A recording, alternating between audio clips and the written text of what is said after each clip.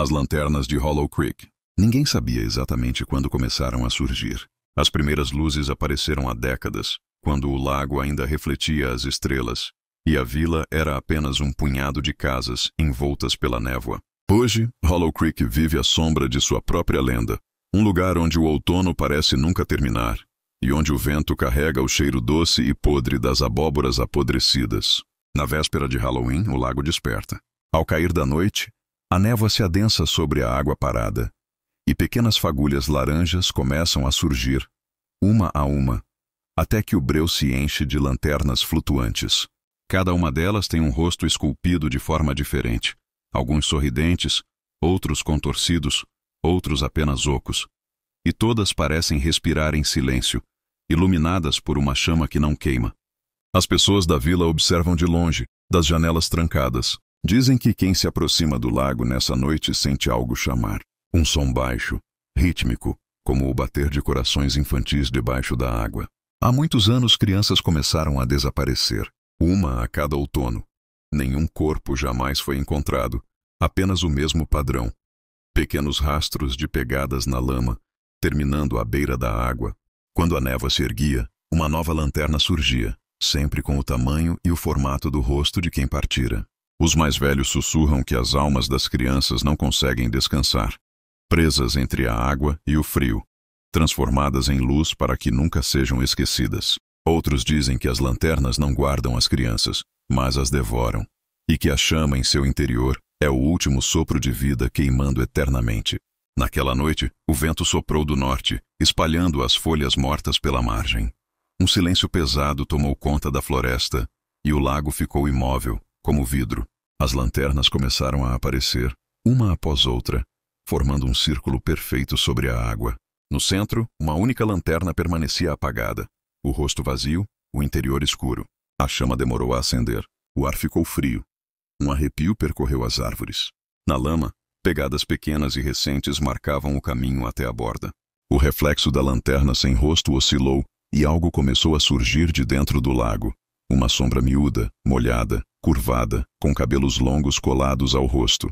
Quando o último sopro de vento passou, a chama finalmente acendeu. A nova lanterna sorriu. E em Hollow Creek, mais uma luz passou a brilhar, tremeluzente, doce e eternamente presa entre a névoa e a água. A cada Halloween, o lago chama outro nome, e a lanterna sem rosto sempre espera. O espantalho de Samain. O vento percorria o milharal como uma onda viva, fazendo o som das folhas secas soar como um sussurro antigo. Era fim de outubro, e Harold McAllister observava o campo dourado de sua varanda, com o olhar cansado e uma xícara de café fria nas mãos. As colheitas haviam sido boas, mas os últimos meses trouxeram um problema que o atormentava mais do que a seca ou as pragas. Os vândalos. 3 adolescentes da vila vizinha, Travis, Ethan e Cole, haviam transformado o milharal em seu parque particular. Roubaram abóboras, quebraram cercas, deixaram pichações no celeiro e até incendiaram parte do campo com fogos de artifício. A polícia rural nada fez. Coisas de garotos, diziam. Mas Harold não via meninos. Via pragas humanas destruindo o que ele havia herdado do pai. O mesmo solo que sustentava a família McAllister há 3 gerações. Foi então que ele teve a ideia do espantalho. Naquela manhã gelada, Harold caminhou até o celeiro e começou a trabalhar. Queria algo diferente. Não aquele boneco de palha frouxo com camisa rasgada e chapéu de palha. Queria algo que parecesse vivo. Algo que fizesse os garotos pensarem 2 vezes antes de colocar os pés ali novamente. Pegou uma velha estrutura de madeira em forma de cruz, revestiu com estopa e começou a moldar o corpo. Usou enchimentos de feno, mas por cima aplicou tecido grosso, costurado à mão com fio encerado. Criou uma silhueta humana, ombros largos, peito saliente, pernas longas. Usou um sobretudo antigo, botas de couro e luvas pretas cheias de costuras. No rosto, foi além.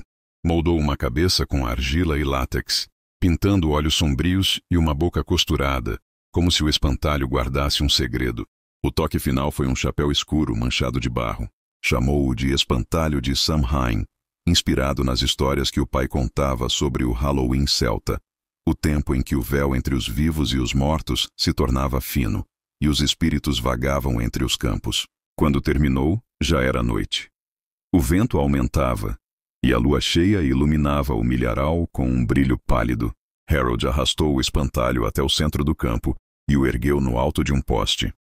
Ficou olhando por longos minutos, sentindo um arrepio inexplicável.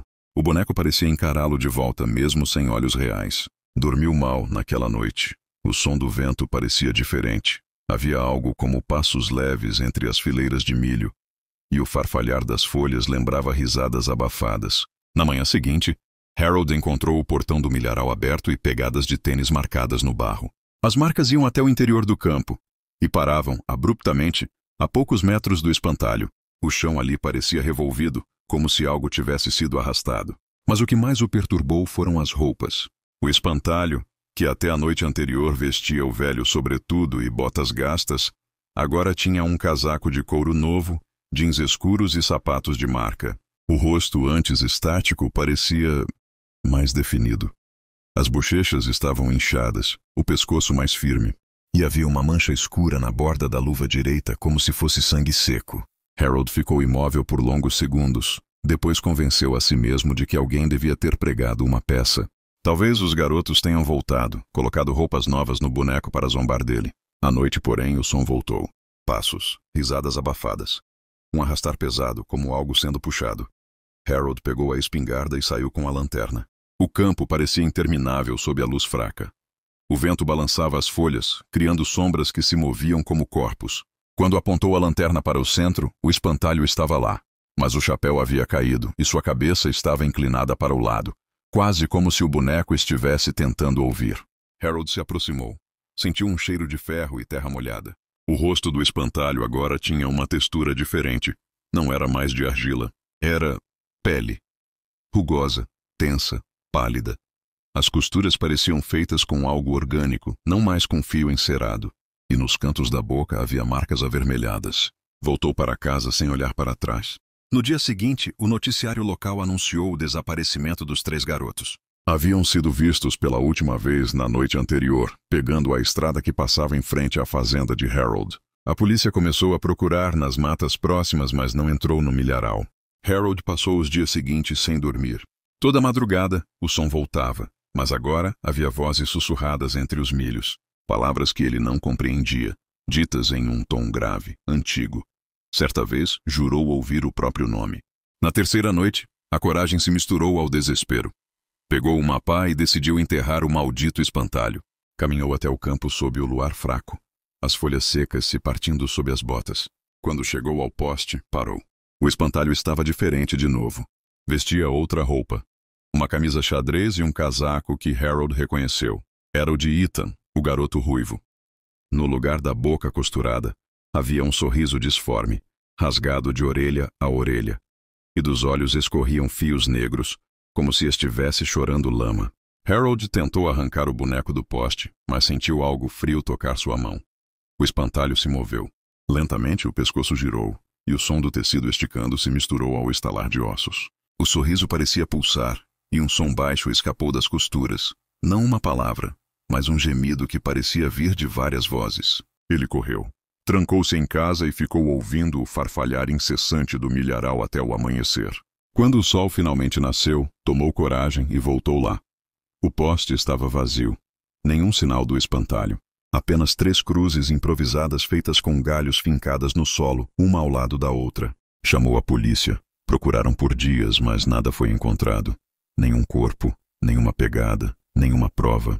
Apenas o campo silencioso, o vento frio e o espantalho desaparecido. No Halloween seguinte, Harold já não morava mais lá.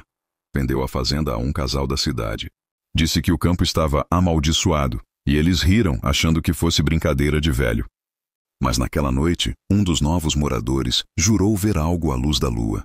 Uma figura alta parada entre os milhos, imóvel, observando a casa. Parecia um espantalho, com roupas novas, botas brilhantes e um sorriso aberto demais. Na manhã seguinte, o casal encontrou as galinhas mortas, o portão do milharal aberto e o espantalho no mesmo lugar.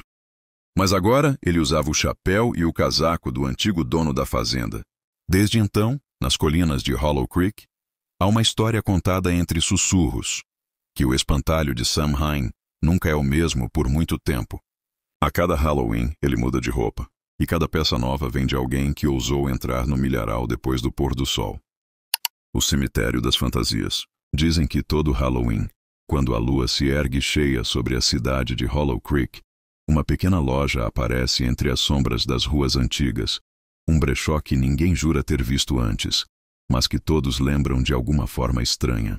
O letreiro enferrujado balança ao vento frio com o nome quase apagado, Cemitério das Fantasias. Ninguém sabe quem o administra. Às vezes, há uma senhora de cabelos brancos e olhos acinzentados atrás do balcão. Outras vezes, um homem magro de terno preto. Mas há quem jure ter entrado e não visto ninguém. Apenas as araras cobertas por fantasias impecáveis, cada uma tão real que parecia respirar. Naquele ano, a cidade inteira estava em clima de festa. Casas decoradas com teias falsas, abóboras iluminadas nas varandas, crianças correndo pelas ruas com baldes de doce. Entre elas, estava Maya, uma garota de 20 e poucos anos, obcecada por Halloween desde criança. Colecionava máscaras, capas, presas de vampiro e perucas coloridas. Na noite de 30 de outubro, ao caminhar pelo centro, ela viu o brechó pela primeira vez. Não lembrava de tê-lo visto antes, mas o lugar parecia sempre ter estado ali. A vitrine mostrava fantasias que a deixaram sem fôlego. Trajes de bruxas com tecidos que pareciam flutuar sozinhos. Roupas de lobisomens com pelos reais. E uma máscara de caveira que pulsava levemente, como se tivesse veias. O sino da porta tocou quando ela entrou. O ar ali dentro era pesado, como o de um porão úmido. As luzes tremeluziam e havia um cheiro misto de naftalina e terra molhada. As fantasias estavam penduradas como corpos imóveis, algumas com os olhos fixos no vazio. Maya percorreu o corredor estreito até encontrar um manequim isolado. Ele vestia uma fantasia de bruxa antiga, com um vestido negro de veludo e um colar de ossos finos. O chapéu pontudo parecia novo, mas o tecido das mangas tinha manchas que pareciam sangue ressecado. Um papel amarelado preso ao manequim dizia apenas: "Última peça, só para quem acredita." Ela sorriu. Parecia feito para ela. Pagou em silêncio. Ou achou que pagou, pois não lembrava de ter visto ninguém no caixa. Quando saiu, o sino não tocou. E ao olhar para trás, a vitrine estava completamente escura. Na manhã seguinte, acordou cedo, ansiosa para experimentar. O tecido da fantasia parecia frio como gelo, mas se moldava ao corpo com perfeição. Nenhuma costura apertava, nenhum fio sobrava. Era como se tivesse sido feita sob medida. Maya olhou-se no espelho. Seus olhos pareciam mais escuros, quase negros. A pele estava pálida. Sorriu, satisfeita, mas percebeu que seus dentes pareciam mais pontiagudos. Passou a língua por eles, tentando rir do próprio susto. Quando tentou tirar o vestido, o zíper não se movia. Puxou com força. Nada. O colar de ossos estava preso à pele, como se tivesse se fundido a ela. Arranhou o pescoço, mas o sangue que escorreu parecia negro demais. O espelho à sua frente tremeu. Seu reflexo não a imitava mais. A imagem refletida mexia os lábios, murmurando palavras que ela não ouvia. O vidro rachou, e de dentro saiu uma névoa escura que cobriu todo o quarto.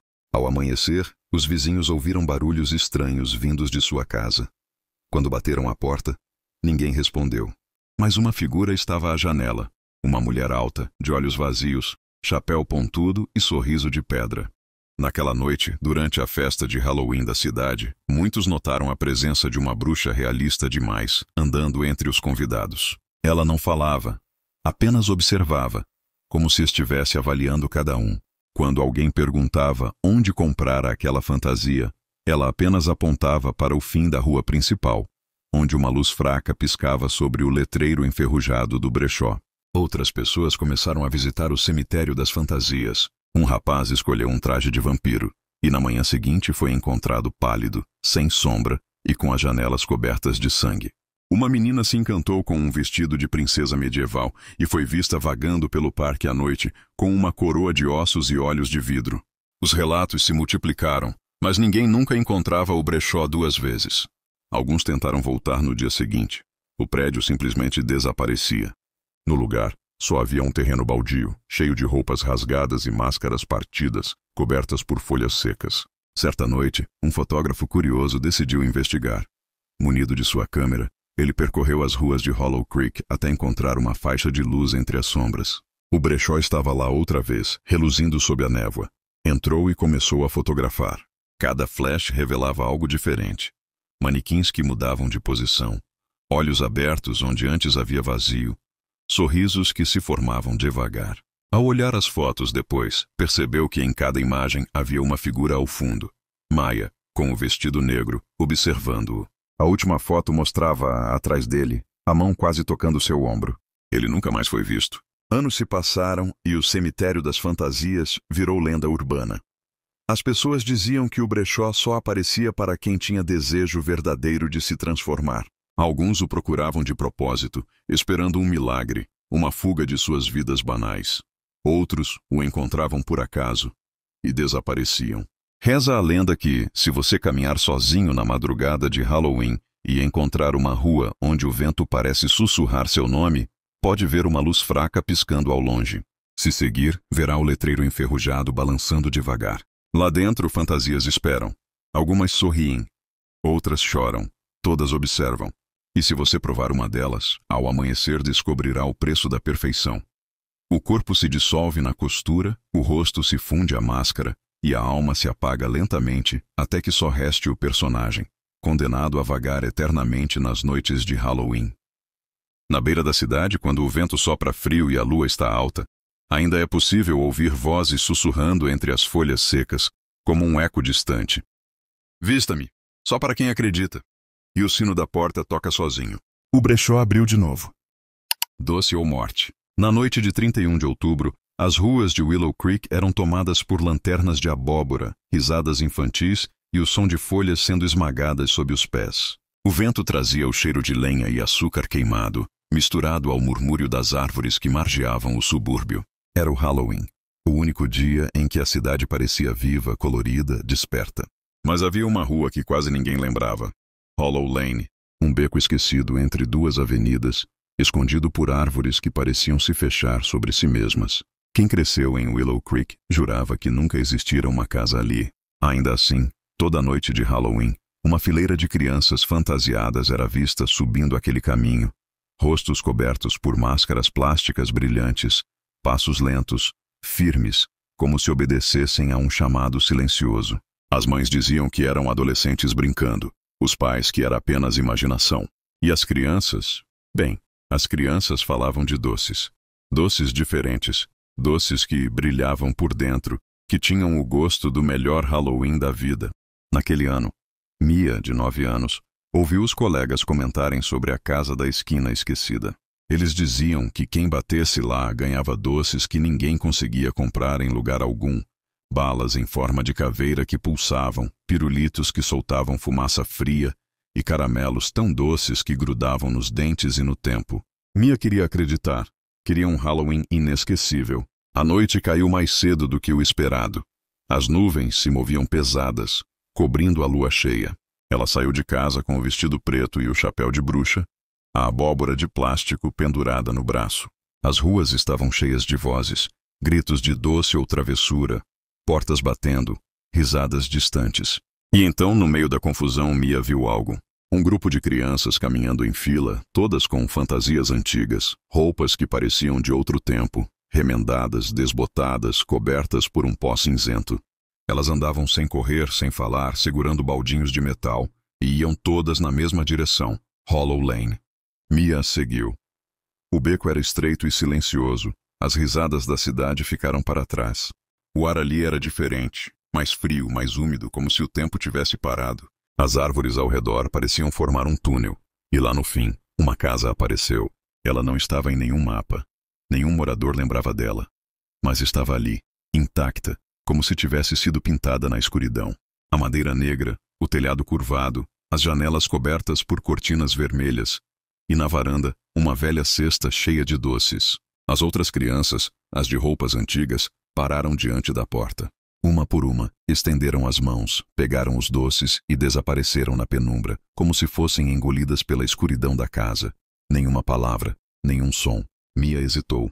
O vento soprou mais forte, levantando o pó do chão. As lanternas de abóbora tremularam, e ela sentiu o cheiro. Aquele cheiro adocicado, irresistível, como mel queimado e baunilha. Estendeu a mão e pegou um doce em forma de coração. O papel brilhava em tons de cobre. O doce pulsava.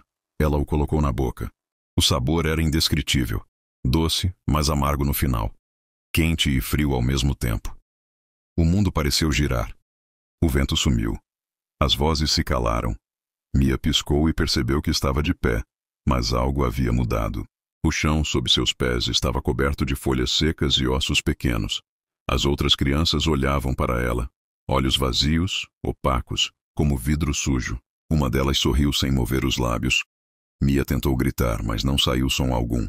Quando olhou para a própria mão, viu que o doce ainda estava lá, derretendo lentamente, tingindo sua pele de cinza. O portão da casa se fechou com um estalo. Do lado de fora, o vento recomeçou. Para quem passava na rua, Hollow Lane continuava vazia. Nenhum sinal de Mia, nem das crianças. Apenas o som das folhas se movendo e o eco distante de passos pequenos. No dia seguinte, os pais de Mia disseram que ela devia ter se perdido com os amigos. A polícia procurou. Não encontrou nada. Nenhuma pegada, nenhuma pista. Só uma velha cesta de doces, no meio do nada, com os papéis grudados no chão úmido. O Halloween acabou e Willow Creek seguiu sua vida. Um ano se passou. No Halloween seguinte, os pais colocaram as decorações de sempre. Crianças correram pelas ruas com risadas e máscaras coloridas. E lá estavam elas de novo. As crianças das roupas antigas andando em fila pela rua. Uma delas usava um vestido preto e um chapéu de bruxa. Carregava uma abóbora de plástico. O rosto escondido por uma máscara rachada. E por um instante, quando o vento soprou, alguém jurou ouvir uma voz infantil sussurrando do beco. Doce ou morte? A rua que sumiu. Na véspera de Halloween, Anna decidiu cortar caminho pela rua Holloway, uma viela antiga da cidade que todos evitavam depois do pôr do sol. A rua sempre parecia mais estreita do que deveria, como se as casas se inclinassem sobre quem passava, observando em silêncio. As janelas estavam todas cobertas por cortinas velhas e as portas pareciam seladas há décadas. Mesmo assim, havia abóboras acesas diante de cada uma delas. As chamas tremulavam como se reagissem à presença dela. O vento soprava baixo, carregando o cheiro de cera derretida e folhas queimadas.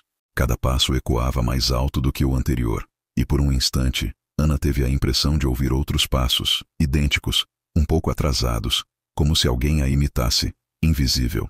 No meio da rua, um poste piscava, lançando sombras que se moviam sozinhas.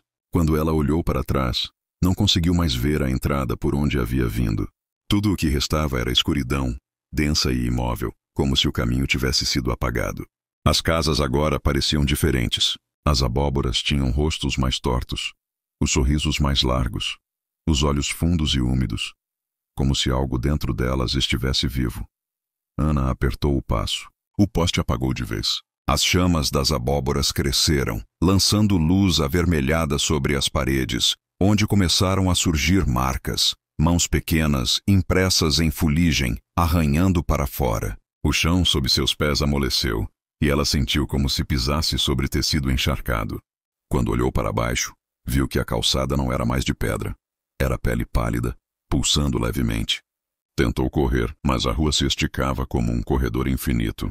As casas sussurravam nomes que ela não reconhecia, e uma a uma, as portas começaram a se abrir sozinhas, revelando interiores cheios de teias, bonecas quebradas e máscaras antigas penduradas como rostos de pessoas que um dia estiveram ali. Anna tropeçou, caiu e o chão a engoliu devagar, como areia movediça. O último som que ouviu foi o estalo seco das abóboras se partindo. E dentro de cada uma, olhos humanos se abriram.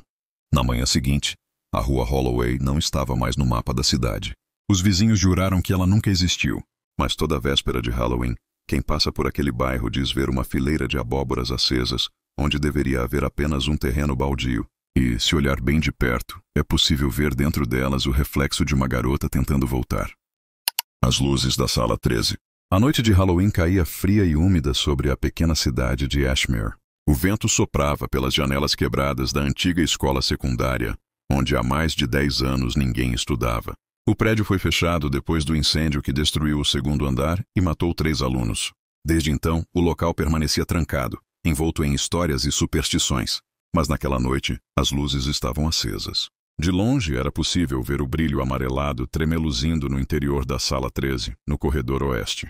Moradores juraram ter visto sombras se movendo pelas janelas, cadeiras sendo arrastadas, e um som metálico que lembrava risadas abafadas. Muitos acreditavam ser adolescentes tentando assustar uns aos outros. Mas os que entraram nunca quiseram falar sobre o que viram. No início da noite, uma névoa espessa cobriu o pátio. O relógio da torre, quebrado desde o incêndio, começou a marcar as horas novamente, cada badalada ecoando lenta, distorcida, como se viesse debaixo d'água. Dentro da escola, o corredor principal estava coberto de folhas secas e cheiro de mofo. O ar parecia pesado, saturado de lembranças. As portas das salas rangiam quando o vento soprava, abrindo-se sozinhas e batendo de novo, num ritmo quase humano. A sala 13 era a única que parecia viva. As carteiras estavam arrumadas em fileiras perfeitas, os quadros cobertos de giz fresco e sobre cada mesa, uma máscara de Halloween, feita de papel e tinta seca. Algumas eram sorridentes, outras deformadas, todas olhando fixamente para a porta. No centro da sala, o quadro negro trazia uma única frase escrita em letras grandes e brancas. Aula de Halloween, presença obrigatória. Ninguém sabia quem escreveu aquilo. Naquela noite, um grupo de jovens decidiu provar que tudo não passava de lenda. Pulou o muro pouco antes da meia-noite, iluminando o caminho com lanternas. A escola parecia esperar por eles. O ar estava parado, sem som de insetos nem eco de passos, apenas o zumbido distante das lâmpadas antigas. O corredor os levou diretamente até a sala 13, onde as luzes acesas tremiam como velas prestes a se apagar. O relógio marcou meia-noite. As portas se fecharam com força. Os gritos ecoaram abafados, depois cessaram de repente. Do lado de fora, o silêncio voltou, exceto por um som novo, arrastado, como se carteiras fossem reposicionadas. Quando a névoa dissipou, as janelas mostraram novamente as fileiras de mesas, mas agora havia mais máscaras sobre elas, uma para cada intruso. No dia seguinte, curiosos voltaram ao local. Encontraram a porta trancada por dentro e o quadro negro limpo. Apenas o chão trazia marcas de pés infantis misturadas a pegadas frescas, indo e vindo em direções impossíveis. As máscaras haviam desaparecido, mas à noite, o brilho das luzes voltou a ser visto, oscilando em intervalos ritmados, como se alguém acendesse e apagasse o interruptor repetidamente. Alguns dizem que se ficar do lado de fora e observar por tempo suficiente, é possível ver as silhuetas dos alunos no interior da sala, imóveis, com os rostos cobertos pelas mesmas máscaras de papel. Outros juram ter ouvido o som de uma lição sendo recitada, palavras indistintas, vozes sobrepostas que terminam sempre na mesma frase. Presença confirmada. Nos anos seguintes, a escola tornou-se atração de Halloween.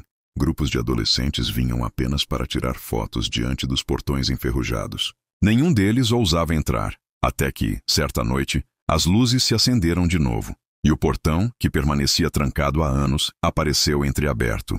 O vento balançava as correntes, fazendo-as tilintar como sinos fúnebres. Dentro, o corredor parecia ter mudado. O chão estava limpo, as carteiras arrumadas, e o quadro da entrada exibia o cronograma de aulas do mês atual. O cheiro de mofo havia sido substituído por giz fresco e perfume de cera nova. A escola parecia reaberta. No fim do corredor, a sala 13 exibia luzes brancas intensas e sombras se moviam lá dentro, em perfeita sincronia, como se uma aula estivesse realmente acontecendo. O relógio da torre voltou a bater as horas, 12 vezes. Na manhã seguinte, as luzes ainda estavam acesas, mas ninguém apareceu do lado de fora. Nenhuma risada, nenhum som. A polícia foi chamada e arrombou a porta principal. As carteiras estavam em ordem, as máscaras novamente dispostas sobre cada mesa.